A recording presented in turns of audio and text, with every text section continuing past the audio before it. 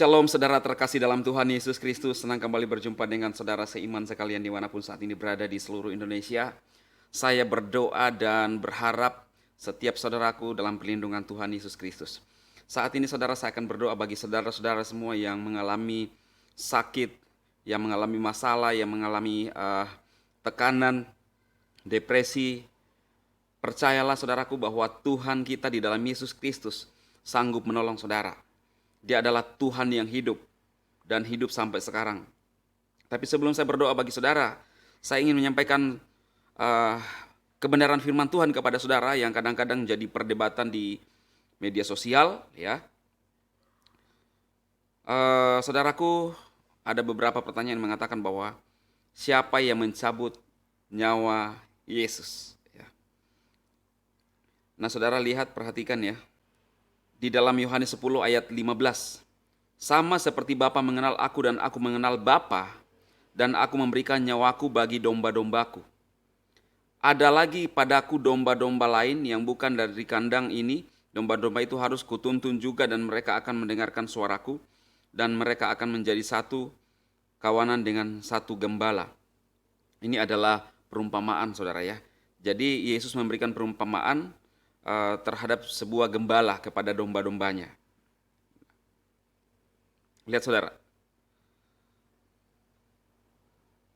Bapa mengasihi aku oleh karena aku memberikan nyawaku untuk menerimanya kembali. Jadi Bapa mengasihi Yesus oleh karena Yesus memberikan nyawanya untuk menerimanya kembali. Tidak seorang pun mengambilnya daripadaku, yaitu nyawa Yesus, melainkan aku memberikannya menurut kehendakku sendiri. Ya. Jadi menurut kehendak Tuhan Yesus sendiri, karena dia adalah Tuhan, saudara. Aku berkuasa memberikannya dan berkuasa mengambilnya kembali. Inilah tugas yang kuterima dari Bapakku. Jadi Bapa di dalam Yesus, Yesus di dalam Bapa. Jadi Yesus itu saudara, dia adalah Elohim sendiri. Cuma saya hanya membahas pada ayat ini yang berkaitan dengan siapa yang mencabut nyawa Tuhan Yesus. Di video-video saya yang lain sudah menjelaskan tentang ketuhanan Yesus. Bagaimana dia punya kemuliaan sebelum dunia dijadikan. Ya saudara ya. Jadi jelas bahwa yang mencabut nyawa Yesus itu tidak ada saudara. Dia memberikan nyawanya. Jangan memaksa bahwa ada yang harus mencabut, tidak ada. Ya. Jadi dia dalam ayat ini jelas dikatakan bahwa dia memberikan nyawanya dan dia berhak berkuasa mengambilnya kembali. Berarti tidak ada manusia yang bisa menyerahkan nyawanya kemudian mengambil nyawanya kembali. Tidak ada manusia. Lalu timbul pertentangan di antara orang Yahudi, ya. Lalu mengatakan bahwa ia kerasukan setan, itu dalam ayat yang ke-20. Ia kerasukan setan dan gila, mengapa kamu mendengarkan dia? Yaitu Yesus maksudnya. Yang lain berkata, itu bukan perkataan yang kerasukan setan, dapatkah setan memelekkan mata orang buta? Ya jelas saudara ya, apa yang dilakukan Yesus di sini melakukan mujizat, memelekkan mata orang buta, yang buta bisa melihat. Setan tidak bisa melakukan itu saudara. Hanya Tuhan yang Maha Kuasa yang bisa melakukan itu. Dan yang dilakukan Tuhan Yesus adalah membangkitkan orang mati, tidak bisa dibantah itu. Melakukan banyak mujizat, tidak bisa dibantah itu. Dan di dalam ayat ini dikatakan bahwa dia menyerahkan nyawanya, kemudian dia berkuasa untuk mengambilnya kembali. Kenapa? Sebenarnya dia sedang berkata bahwa dia adalah Tuhan yang Maha Kuasa. Tetapi orang tidak mengerti. Orang yang tidak mengerti ini, tidak paham ini. Tertutup, ditutupi oleh selubung. Ya, saya tidak mengerti kenapa bisa terjadi seperti itu. Tapi orang yang mengerti akan ayat ini pasti menerima dan percaya bahwa kalau ada orang yang bisa memberikan nyawanya baru bisa mengambil kembali, berarti dia adalah Tuhan. Bukankah saudara kita melihat apa yang dilakukan yang saya sampaikan? Bahwa Yesus membangkitkan orang mati, tidak ada satupun yang bisa melakukan itu.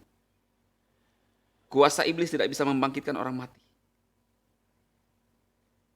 Tetapi orang-orang yang bisa menghidupkan orang mati adalah orang-orang yang diurapi oleh Tuhan Yesus, yang diberikan kuasa. Dan itu dilakukan oleh Rasul Paulus. Paulus sendiri saudara adalah seorang penganiaya sebelum bertobat. Namanya dulu adalah Saulus, tetapi berubah jadi Paulus. Dan dia dipakai oleh Tuhan, bahkan dia menghidupkan orang yang sudah mati. Jelas ya saudara ya.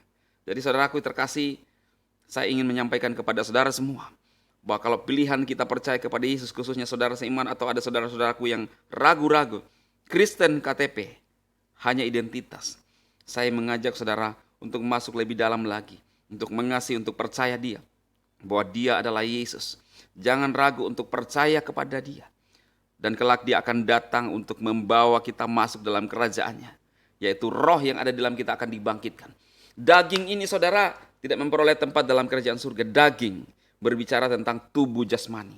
Ya, itu sering digunakan kalimat daging, tetapi bukan daging sapi, daging kambing, daging ayam, tetapi yang akan memperoleh tempat dalam kerajaan Tuhan nanti, kerajaan Elohim, kerajaan surga, adalah roh kita. Karena itu saudara, hidup yang kita hidup sekarang ini, daging ini, ya, itu yang akan dikuburkan nantinya, masuk ke dalam tanah, tetapi kita dibangkitkan dalam roh, dan roh itulah yang akan hidup. Karena itu berikanlah makan buat roh saudara, yaitu apa? Firman Tuhan. Mari kita berdoa. Saya akan berdoa bagi saudara yang sakit, pasti Tuhan tolong. Kita berdoa saudara. Bapa, di dalam nama Tuhan Yesus, hamba-Mu berdoa untuk umat-umat-Mu yang ada di media sosial, yang sakit Tuhan disembuhkan. Apapun pergumulannya Tuhan tolong.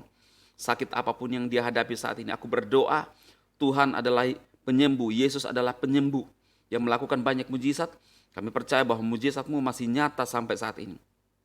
Nyatakanlah bagi umat-umat-Mu Tuhan. Yang lemah dikuatkan, yang berbeban berat diberikan kelegaan. Yang mengalami masalah keluarga, Tuhan tolong, Tuhan berikan jalan keluar. Kami percaya Tuhan yang kami sembah di dalam Yesus Kristus sanggup menolong kami. Dia adalah Elohim yang Maha Kuasa. Di dalam Yesus Kristus kami berdoa kepada Bapa di surga. Haleluya. Amin. Tuhan memberkati saudara semua. Percayalah bahwa mujizat Tuhan masih ada dan nyata bagi hidup saudara, tergantung iman kepercayaan saudara. Tuhan memberkati. Amin. Amin. Amin.